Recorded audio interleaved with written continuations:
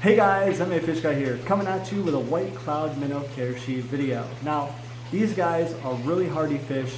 They can survive quite a few different parameters of water in a wide range, and that's what makes them one of my favorite fish, especially for breeding, and beginner hobbyists to try new fish out. So, the white cloud minnow you'll probably see in the aquarium hobby. You'll see the golds, the long fins, the long fin golds, and then the regular white cloud minnows. Now these guys fetch anywhere from 99 cents to $4.99, especially for the gold variety, because they are a little bit harder to find and they are a little bit prettier, so of course they fetch that higher price. Now they only get about an inch to inch and a half, and what's really unique about these guys, they live 4 to 6 years. Some people have already said, anywhere from 6 to 7.5 as well. It's been documented, which is actually really impressive for a fish that's this small, because a lot of your other smaller fish only live a couple to a few years, which is actually pretty cool. Now, when it comes to temperature of the tank, 65 to 78 degrees. Not a lot of fish out there you're going to find with that large of a variety of parameters of water that they're able to. Now, with any other fish out there, of course, I recommend once you pick a temp, stay with the temp, of course. It's definitely really important. You don't want to increase the temperature because you will stress the fish or even kill them. As hardy as they can be, that can still stress them out, and you don't want to stress fish. Now, for the minimum tank requirements is anywhere from a 20 to a 29 gallon. Now, the reason why I say this is because these guys do well in groups of 4 or more. So of course at 4 you'd be fine with a 20-gallon tank, but I always recommend doing more because they're a lot happier when it comes to more, and it's always a nice display piece. So I always recommend like 8 to 10.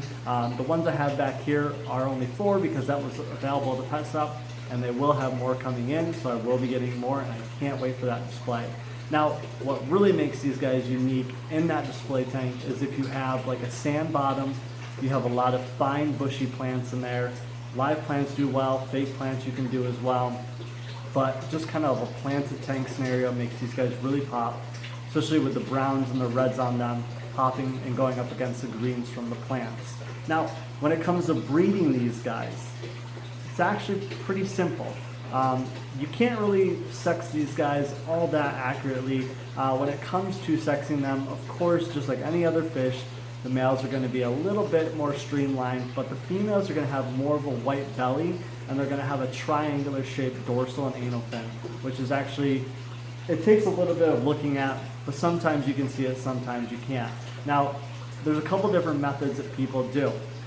They either use marbles on the bottom, but what's nice about the white cloud minnows is they really don't eat the young a whole lot. A lot of your egg scatterfish or egg layers end up eating the babies. They're almost like a delicacy, or they eat the eggs because that's just what they do. It's survival of the fittest. You gotta eat what you gotta eat, and they're opportunists, so they've gotta eat. So that's the nice thing about white cloud minnows is a lot of times you'll see eggs develop all the way up into adulthood and still be in with the parents. So some people recommend using marbles.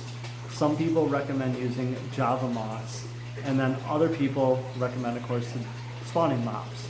Now, the marbles, a lot of people say aren't basically recommended or necessary, but some people still use them that way. If the eggs fall down, it is a little bit harder for some of your hungrier fish, or if you have other tank mates in the tank, for them to get the fish. Now, these fish actually lay them or kind of scoot into like the Java moss or the spawning mops and lay the eggs on basically the vegetation or the spawning mops, and then the eggs will hatch, usually about 36 to 48 hours, depending on the temperature of the water. 72 degrees usually works best for me when breeding these guys. It's relatively easy to keep at that temperature, and they do the best, and the eggs don't hatch or develop way too quick. So, like I said, 72 degrees works best for me.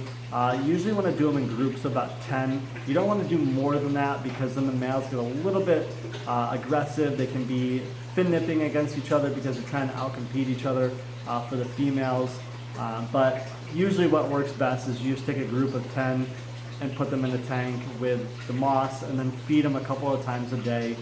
Make sure to do those water changes. Usually every day I do 10%, and I put a little bit cooler water in there, and that really gets them going into the breeding mode. So it's definitely crucial for that. You can breed them in like a 5 or a 10-gallon tank. It doesn't have to be anything real large.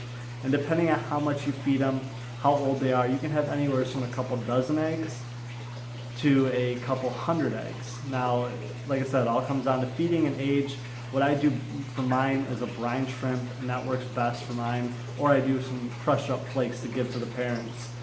So after 36 to 48 hours, usually within a couple of days, they become free swimming and can pretty much eat anything like the liquid fry food, the first bites.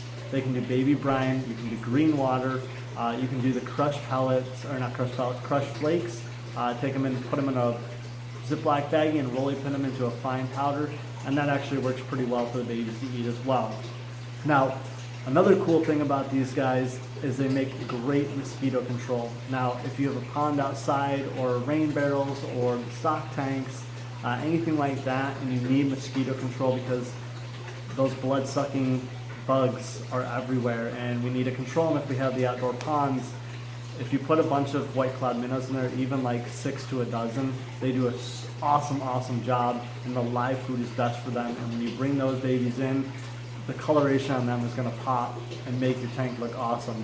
Any fish that's really outside is going to have a lot better coloration because of all the live food that they're getting, and usually the bigger environment, so they're happier and healthier.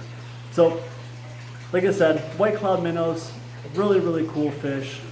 Really hardy fish. The pH of these guys can be anywhere from 6.5 to 8.0. Mine are in 8.0 right now, so they're actually at the top of the spectrum and doing just fine, eating well and plumping up quite a bit. These guys are a top swimming fish, so they are usually on the top. Sometimes you see them in the middle, but they are ferocious eaters. They eat quite well, and they have some really nice coloration. So, if you guys have any questions, comments, concerns, leave them down below. If there's another fish that you want me to do, post it down in the comments below and I will definitely get to it. I will leave this video with a short video of my white cloud minnow swimming around in the tank, and maybe you guys can see some differences in them for the gender or just what they look like to see if you like them in the tank.